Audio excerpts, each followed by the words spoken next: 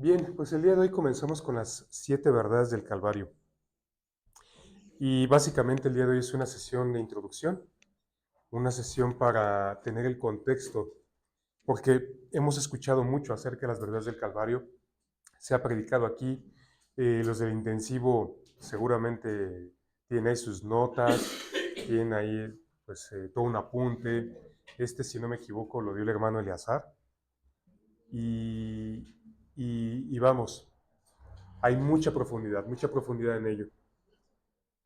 Son estas 7 verdades, son 7 llaves que nos ayudan a profundizar y a conocer la escritura. Y justamente para entender el contexto de estas verdades,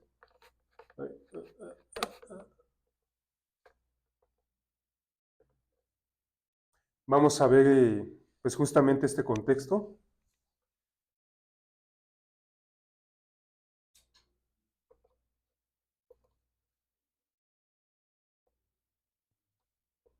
Estoy ajustando aquí el OBS, que sale la pantalla cortada. Ahí está. A lo mejor eso es lo que nos impedía.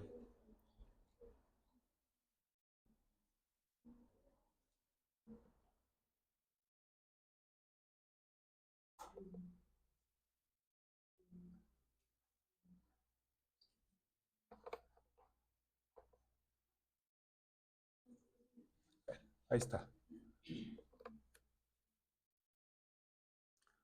Lo que tenemos aquí es un poquito el contexto, porque vamos a arrancarnos ya con las 7 verdades, ¿no? Pero quise dar esta sesión introductoria.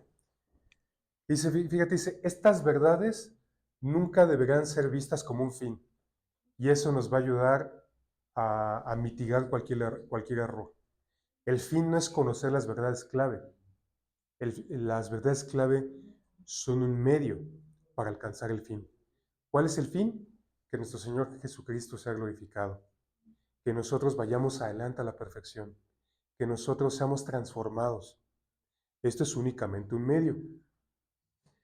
Entonces, estas verdades no son un fin por sí mismas, no son un sustituto de cualquier parte de la Biblia. ¿Te das cuenta qué importante es esto? Las verdades clave no sustituyen la Biblia, son explicadas en la Biblia. Son claves dadas para abrir un entendimiento más claro de las Escrituras. Cuando nosotros queremos entender las Escrituras, necesitamos buscar a Dios, necesitamos leer su palabra, necesitamos comprender qué es lo que Dios quiere para nosotros. Cuando nosotros nos disponemos a aprender las verdades clave, necesitamos ver que es el corazón de Dios para con nosotros, para mostrarnos su verdad en las Escrituras. Las verdades clave son únicamente 7 llaves. Y fíjate, 7 llaves, no son todas las llaves, son 7 llaves. No tenemos toda la verdad, sino que son 7 llaves que nos ayudan a descubrir más, que nos ayudan a descubrir la verdad. Y bueno, como ustedes saben, esto fue una revelación que recibió el hermano Robert Ewing. Y creo que de los que estamos en este salón, solamente hay una persona que convivió directamente con él. Ah, sí, dos personas que convivieron directamente con el hermano Robert Ewing. Los demás lo sabemos de él de oídas, ¿no? Pero este es el testimonio. Todo esto lo tomé de un libro que fue publicado de las 7 verdades clave, que editó el hermano Eleazar junto con el hermano Brad Kenyon, y también con notas del hermano Howard Katz. Y justamente es parte de lo que vamos a estar viendo del testimonio ahorita en esta sesión introductoria. Fíjate, nos pone aquí 3 puntos cardinales. Estos puntos cardinales, ¿por qué se llama cardinales? Porque nos van a orientar. Nos van a orientar a lo largo de toda la enseñanza, y son 3 puntos que no debemos perder de vista, sino que tenerlos ahí siempre como si fuera un norte, es lo que nos va a dar guía y dirección. Y tenemos en primera instancia el amor de Dios, el Padre, que cubre multitud de pecados, nos guía al arrepentimiento y nos capacita para evitar la condenación en nuestras relaciones. Dios es un Padre amoroso. Dios nos amó de tal manera que entregó a su único Hijo, para que todo aquel que en Él cree no se pierda, mas tenga vida eterna. Y lo que nos pide, fíjate, nos pide arrepentimiento, pero necesitamos ser guiados a arrepentimiento. Y ese es un punto importante. Cuando alguien te señala tu pecado y te dice arrepiéntete, a lo mejor hasta lo tiras de loco, ¿no? Pero cuando es Dios quien te guía a mostrarte tu pecado, es ahí donde viene un auténtico arrepentimiento. ¿Qué necesitamos, por tanto? Reconocer el amor del Padre. Reconocer que esas cosas que estamos sufriendo el día de hoy a causa o a consecuencia de pecado, es porque nosotros decidimos caminar por ese camino. Pero nosotros necesitamos reconocer que lo necesitamos a Él. Que Él nos ama en tal manera que ya fuimos perdonados mediante Cristo. Y si ya recibimos el perdón, ¿cómo hemos de regresar a esas conductas, a esas actitudes, a esos pensamientos que nos puedan seguir trayendo a perdición? Voy a poner un ejemplo. Una persona que padece diabetes.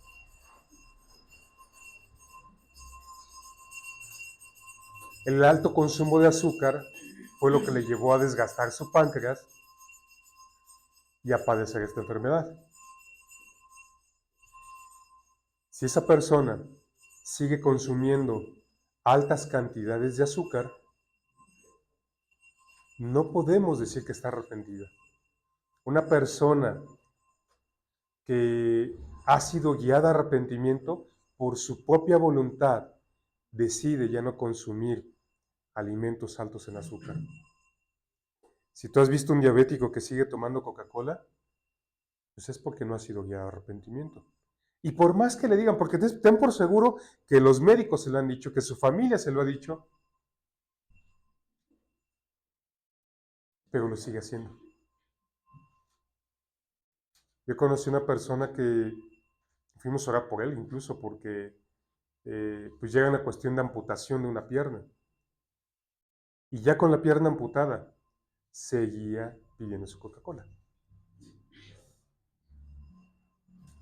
Pero necesitamos ser guiados a arrepentimiento. Y esta guía en arrepentimiento necesita ser a causa de que reconocemos el amor del Padre en que ya entregó a Jesús por nosotros. Si Él ya pagó por nosotros, ¿cómo vamos a seguir haciendo esas cosas que nos llevaron anteriormente a perdición? Y a lo mejor es el punto, ¿no? Que ni siquiera reconocemos que estamos en perdición, porque le hallamos un beneficio, ¿no? Porque al final el alto consumo de azúcar produce ciertas dopaminas en el cuerpo que nos hacen experimentar placer. Entonces, preferimos esa sensación de placer que arrepentirnos. Y entonces, es el amor del Padre aquí como guía. Segundo punto, el señorío de Cristo. El señorío de Cristo es reconocer su autoridad, su poder, reconocer que Él hizo la obra completa. Pero quizás valdría la pena nada más la diferencia entre lo que es el arrepentimiento y el remordimiento. El remordimiento es algo instantáneo y el arrepentimiento nos lleva a cambiar totalmente el derrotero de nuestra conducta.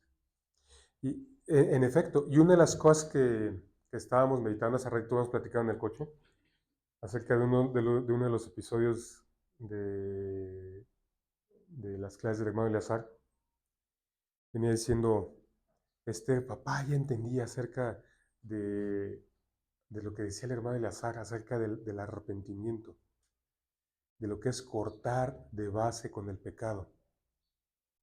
Entonces, el hermano Eleazar pone ahí un ejemplo de un hermano que había sido alcohólico y que ya había dejado el alcohol, ya tenía años sin tomar, incluso servía en la iglesia, tenía una función especial, digo, no sabemos de qué iglesia, por supuesto, pero dejó una botella guardadita por ahí.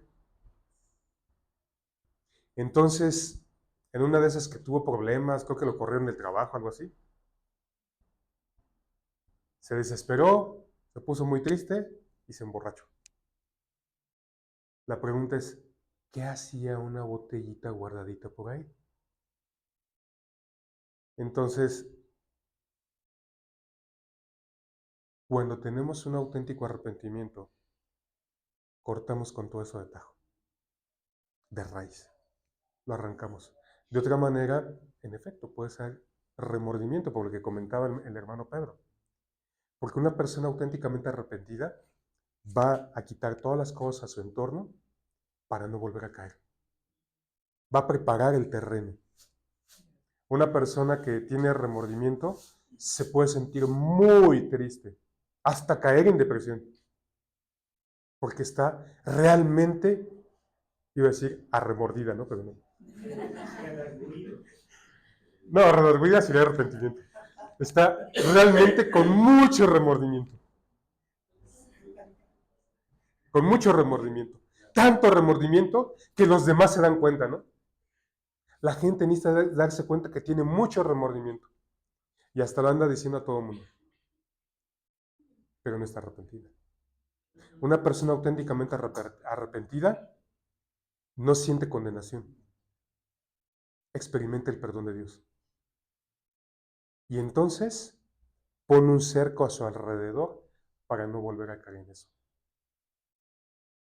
Y el que verdaderamente se arrepiente es el que no vuelve a caer.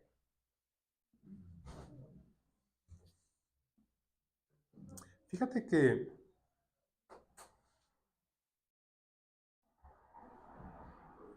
yo creo que preparas el terreno y te arrepientes, ¿no?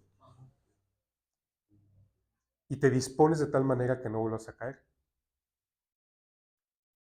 Pero recordemos que la santidad es un continuo buscar de Dios. No es ya me arrepentí una vez, ya puse mi cerco y ya la hice. Sino que necesitamos estar vigilantes. Porque no solo puede ser ese, hay otros más en los que hay que trabajar. Exactamente. ¿No? Pero se me viene a David, ¿no? De David, Jacob, se arrepintió, pues no lo volvió a hacer o a hacer algo similar. Sí, porque mandó matar a Urias Eteo y todo esto, ¿no? Pero digo, chance tenía que trabajar en otras áreas de su vida también. ¿Saúl se arrepintió? No. No, él se justificaba. Sí. Y esa es una señal de lo que podemos ver del falso arrepentimiento, incluso del remordimiento, no remordimiento. Remordimiento. En efecto, cuando hay remordimiento y justificación. Incluso puede que ni siquiera haya remordimiento, ¿no? O sea, está justificando su pecado. Pero entonces, en efecto, cuando hay arrepentimiento, ponemos ese cerco y estamos vigilantes. Quitamos las cosas de tajo. Creo que les platicaba alguna vez de cuando estuve en Estados Unidos que una de las labores que hacía era arrancar las hierbas. Estaba trabajando en un campo de golf, en un trabajo de verano, y no sé por qué, pero al equipo de los mexicanos pusieron a deshiervar, ¿no? Entonces, era unas áreas que estaban alrededor de los árboles, que se veían muy bonitas. Tú las veías y estaban tapizadas de un material que eran como pequeños trozos de madera, como astillas, de colores. Y entonces tú veías, así se veía parejito alrededor de los árboles. ¿Qué había que hacer? Remover se llamaba mulch, que era toda esa viruta de madera, había que removerla y debajo estaban las hierbas. ¿Por qué no se podaban esas hierbas? Porque lo que hace la poda es corta el tallo, pero la raíz está abajo. Entonces, había que tomarlas, muchas veces había que aflojar la tierra, había que tomarlas con los dedos, ni siquiera con una herramienta, con los dedos, de manera que saliera de raíz.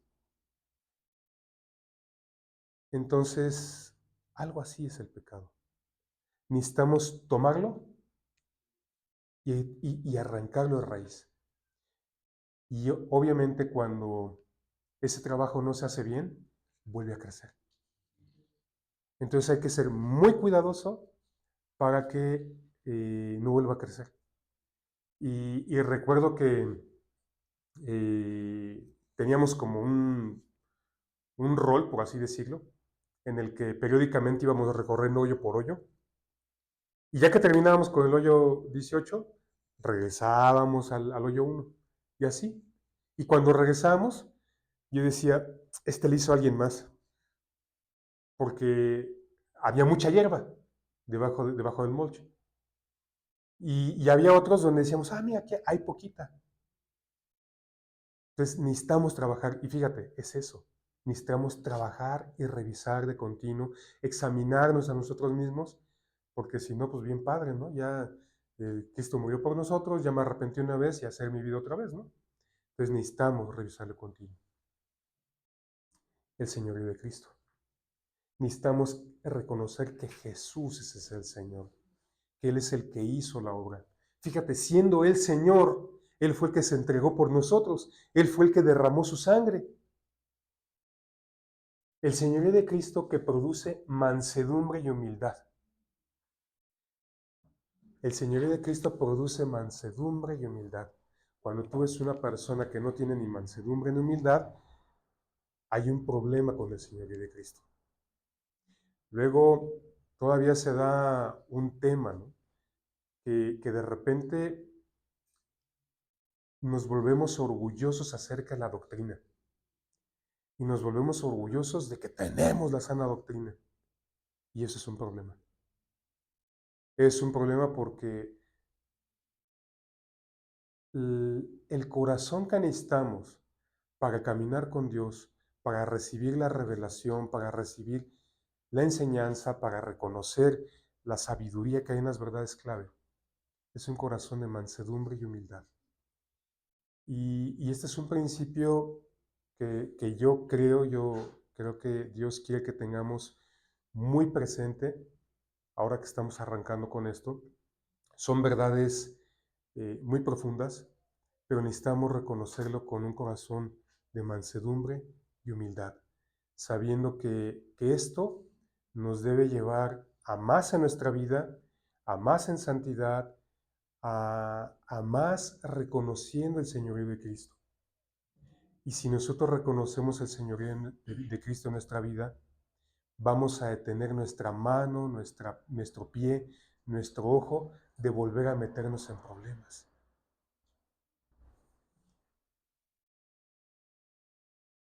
Produce mansedumbre y humildad y nos libra de la tendencia de enseñorearnos del rebaño mientras mantenemos una actitud de siervos. No podemos enseñorearnos de la gente. No podemos enseñorearnos del rebaño que es de Dios. Si nosotros optamos por una actitud de enseñoreo sobre la gente, no estamos reconociendo el señorío de Cristo, porque Él es el Señor.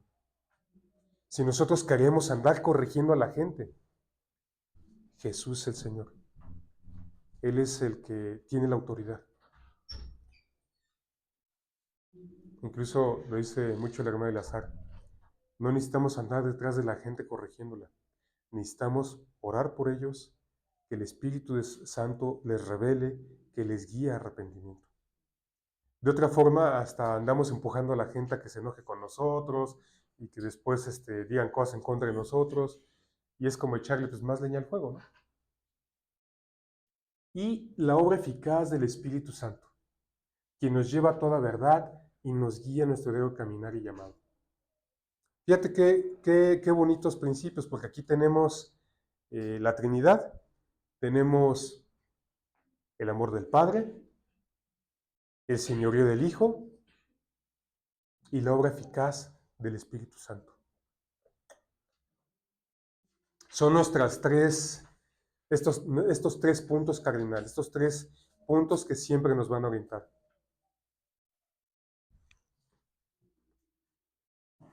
algunos testimonios.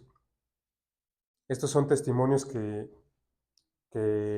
pusieron algunos hermanos que conocemos, que respetamos. El hermano Howard Katz ya no está con nosotros. Recuerden que él era judío. Él era judío de la tribu de Leví. Porque así lo explica, que él tenía su certificado, ¿no?, de ascendencia. Él era de la tribu de Leví. Y es real, no como dicen hoy los judíos mesiánicos, que no, es que tienes que pertenecer a una tribu y que ya oraste, Dios te reveló de qué tribu vienes. No. O sea, esas son cosas que no. Él auténticamente era descendiente de la tribu de Leví. Y fíjate cómo dice, él siendo judío era muy legalista. Y dice, mi legalismo hizo que fuera muy cauteloso con el hermano Robert la primera vez que lo conocí. Él conoció y fue discípulo del hermano Robert. Dice, la gracia y el legalismo son como aceite y agua, no se llevan. Ahora que de repente es el pastor, ¿no?, que de repente podemos convertirnos en fariseos de la gracia. O sea, el agua y el aceite no se llevan, el legalismo y la gracia no se llevan. Aunque él reconoció la batalla espiritual dentro de mí, continuó orando por mí durante un año completo. O sea, cuando te encuentras con una persona religiosa, legalista, si tratas de corregirlo va a ser como dar cosas contra el aguijón, ¿no? El hermano Robert estuvo orando por el hermano Howard. Hasta que nos volvimos a ver. Para ese tiempo, el Señor había hecho una obra en mí, en mi corazón, que me preparó para escuchar las cosas que el Señor le había enseñado al hermano Robert. Después de varias horas de escuchar al hermano Robert exponer acerca de la palabra, el legalismo que yo cuidadosamente había construido por muchos años comenzó a desmoronarse mientras una mayor revelación de la gracia de Dios comenzó a iluminar mi corazón.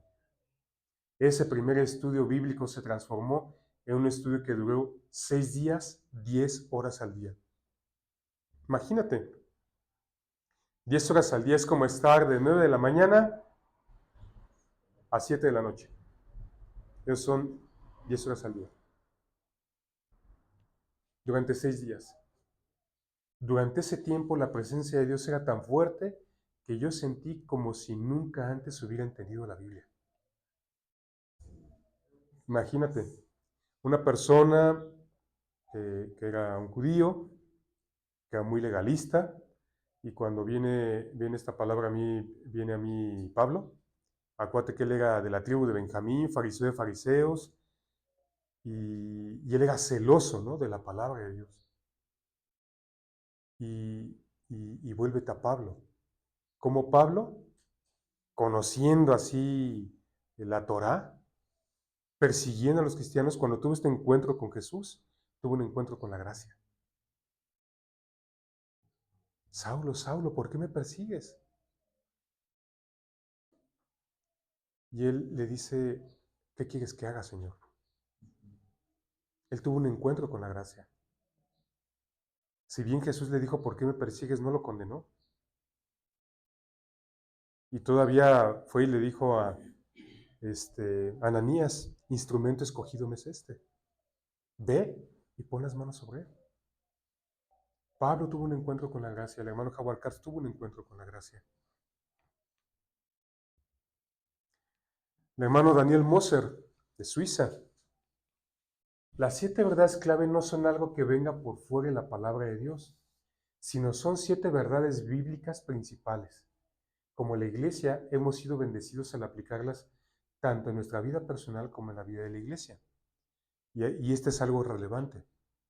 Las verdades claves son para aplicarlas en la iglesia y en la vida personal. Es maravilloso experimentar cómo esa enseñanza nos ayuda a entender lo que leemos cuando abrimos la Biblia y también nos capacitan para encontrar respuestas a cualquier problema personal. ¿Qué quiere decir? Que vamos a tener un tiempo de capacitación para tener respuestas en nuestra vida personal. El hermano Richard Tyson. Si recuerdan, el hermano Richard Tyson, él nos ha visto aquí en la iglesia, ha estado en las convenciones. Su esposa partió el año pasado. ¿O antepasado? Ya no recuerdo bien. El año pasado. Durante mis primeros años como cristiano tuve grandes luchas con la inseguridad concerniente a mi salvación. Parecía que Satanás usaba ciertos pasajes que hacían que durara. Después de que los hermanos Robert y Glenn Ewing me compartieran acerca de esto por algún tiempo, Dios me ayudó a ver que los pasajes difíciles en la Biblia estaban, casi sin excepción, hablando acerca de la santificación y no de la justificación. El darme cuenta de esto me liberó y he sido libre de esas batallas desde entonces. Como el hermano Robert decía, la justificación y la santificación son como dos rieles en los que corre un tren. Cuando tienes ambos, hay reposo, y yo concuerdo completamente. Santificación y justificación como los dos rieles de un tren, ¿no? Si te falta uno, el tren se descarrila. Y palabras del hermano Eleazar. Está muy chiquitito, ¿verdad? Se los voy a leer. Puedo testificar verdaderamente que el ejemplo del hermano Robert era un verdadero amor sacrificial por otros en mansedumbre y humildad. Ese fue siempre el más grande y maravilloso de todos sus dones y talentos. En mi opinión, esa es la razón por la que el Señor le abrió tantas puertas alrededor del mundo y también la razón por la que Dios le concedió tanta gracia para entender el verdadero significado de las Escrituras a profundidad. Aunque siempre afirmó que él no entendía todo, sí recibió a través de la verdadera revelación del Espíritu Santo claves para ayudar a resolver los conflictos que vienen a las diferentes interpretaciones equivocadas de la verdad que han dividido el cuerpo de Cristo por tantos años. Estoy plenamente convencido que al examinar y recibir estas 7 verdades clave con sinceridad de corazón, poniendo a un lado toda idea preconcebida, abrirán continuamente nuestro entendimiento para poder ser capaces de edificar una sana doctrina y aprender cómo trazar correctamente la palabra de Dios. Nuevamente, mansedumbre y humildad. Y algo que también dice Brad Kenyon, creo que no lo puse. Este es de Brad Kenyon. Este es de Brad Kenyon y este es del hermano Eleazar. Algo más que decía Brad Kenyon es que le sorprendía cómo podía estar largas horas enseñando acerca de la doctrina, pero sin ninguna nota, sin ningún apunte, únicamente con la Biblia. Únicamente con la Biblia. Nosotros ahora tenemos las presentaciones, el PowerPoint, los cuadernos y todo, pero él enseñaba únicamente con la Biblia. Las 7 verdades clave comprende el mono principal que fue revelado al hermano Robert, el cual permitiría a un cristiano abrir y entender las Escrituras sin caer en aparentes contradicciones. Ahorita vamos a revisar las citas. Y edificar a la iglesia con un fundamento sólido, probado hasta que todos lleguemos a la unidad de la fe y del conocimiento del Hijo de Dios. Oramos que el Espíritu Santo les unja para recibirlas y disfrutarlas con muchos más que con un corazón sincero las estén aprendiendo y practicando por todo el mundo. También oramos que estas verdades traigan un continuo avivamiento para sus vidas e iglesias como lo hace con otros. Que esto continúe hasta que seamos arrebatados juntamente con ellos en las nubes para recibir al Señor en el aire, y así estaremos siempre con el Señor. Esta es la oración del hermano Eleazar. Y esta oración yo creo que nos llega a nosotros también, que justamente recibamos la revelación para practicarlas, ponerlas por obra en la iglesia, así también en nuestra vida personal. Revisamos las citas. 2 Timoteo 2:14 y 15. Recuérdales esto, exhortándoles delante del Señor a que no contiendan sobre palabras. Aquí hago una pausa. La doctrina no es para contender. La doctrina es para crecer, para ir adelante a la perfección, para ser edificados, con mansedumbre, con humildad. Y dice, recuérdales. O sea, aunque ya lo sepan, aunque ya lo hayan escuchado, recuérdales. Recuérdales que no contiendan sobre palabras, lo cual para nada aprovecha, sino que es para perdición de los oyentes. Procura con diligencia presentarte a Dios aprobado, como obrero que no tiene de qué avergonzarse, que usa bien la palabra de verdad. Entonces, vemos aquí un fundamento importante. Necesitamos presentarnos con diligencia delante de Dios. ¿Y cómo dice? Aprobado. ¿Alguna vez te ha pasado que vienes delante de Dios y te sientes reprobado?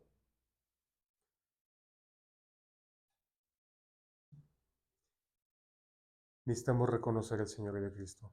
Necesitamos reconocer el amor del Padre. Y sí, a mí también me ha pasado. De repente vengo delante de Dios y me siento reprobado. Digo, Señor, no sé nada. Muéstrame otra vez. Enséñame. Y necesitamos venir con ese corazón. Y con esa diligencia venir delante de Dios como aprobados. Porque Él ya nos perdonó.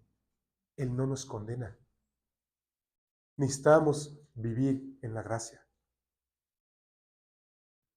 Fíjate, como veo que no tiene de qué avergonzarse. No que seamos sinvergüenzas, sino que reconozcamos la obra redentora de Cristo. En Cristo ya no tenemos vergüenza. Exactamente, que no vengamos con pena a venir a buscarle y decir, no, Señor, soy pecador, no soy digno de estar delante de ti. Jesucristo nos abrió el camino a la gracia. ¿Qué sería ser un sinvergüenza? ¿Qué te imaginaste, Sebas? No sé qué se imaginaron. No, ¿tú qué te imaginaste? Pues, no sé, alguien que peca pero no arrepentido, pues eso Exacto. estamos hablando. Exacto, una persona que peca y peca y peca es un sinvergüenza. Siguiente cita, Hebreos 4, 12 al 13. Porque la palabra de Dios es viva y eficaz, y más cortante que toda espada de dos filos, y penetra hasta partir el alma y el espíritu, las coyunturas y los tuétanos, y discierne los pensamientos y las intenciones del corazón. Y no hay una cosa creada no hay cosa creada que no sea manifiesta. En su presencia, antes bien, todas las cosas están desnudas y abiertas a los ojos de aquel a quien tenemos que dar cuenta. Nada de lo que hacemos está fuera de los ojos de Dios. Nada. Ni lo que pensamos, ni lo que hacemos en lo oculto. Nada. La palabra de Dios es viva y eficaz. Y nos escudriña en el alma y en el espíritu. Y entonces necesitamos dejar que la palabra de Dios nos ministre, que la palabra de Dios nos vivifique. Y 1 Tesalonicenses 4, 16 al 18. Porque el Señor mismo, con voz de mando, con voz de arcángel y con trompeta de Dios, descenderá del cielo, y los muertos en Cristo resucitarán primero. Luego nosotros los que vivimos, los que hayamos quedado, seremos arrebatados juntamente con ellos en las nubes para recibir al Señor en el aire, y así estaremos siempre con el Señor. Por tanto, alentados los unos a los otros con estas palabras. Fíjate, entonces, esto que vamos a aprender durante estas próximas sesiones, que según estaba viendo, si son 7 principios por cada verdad, y cada uno de estos principios los viéramos en una sesión, por lo menos tenemos 49 sesiones. Por lo menos. Digo, si los viéramos uno por cada sesión, como para irlo así, digo, es casi un año. Casi un año. Vamos a ver cómo vamos avanzando. Porque digo, si no viéramos al menos un principio por cada sesión, pues ya se nos fue más de un año, ¿no? Sí, entonces vamos a ver, vamos a tratar de ir avanzando con humildad, con mansedumbre, y justamente buscando, ¿no? Buscando esto, alentarnos los unos a los otros. Vamos a animarnos los unos a los otros. Vamos a buscar que la palabra nos ministre y que nosotros ministremos a otros. Y bueno, respecto al material que les compartí ahí de los 7 espíritus, representados en estas 7 tribus. Esto, si bien recuerdo, lo vamos a ver en algún momento cuando veamos las verdades del dominio. Se los dejé ahí como un entremés para animarlos a escuchar el episodio de esta semana, porque justamente nos va a ayudar a vencer estos 7 espíritus que atacan al cristiano. Gracias, Padre bendito, porque tú nos has mostrado tu amor, tu verdad en este día, y porque en este día estamos preparando nuestros corazones y disponiéndonos para empezar a estudiar las verdades clave, en tal manera que nos mantengamos en mansedumbre y en humildad para recibir lo que tú tienes para nosotros.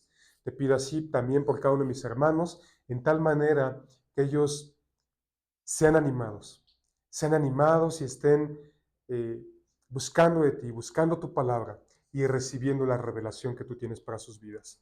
En el nombre de Jesús. Amén. Vamos a iniciar con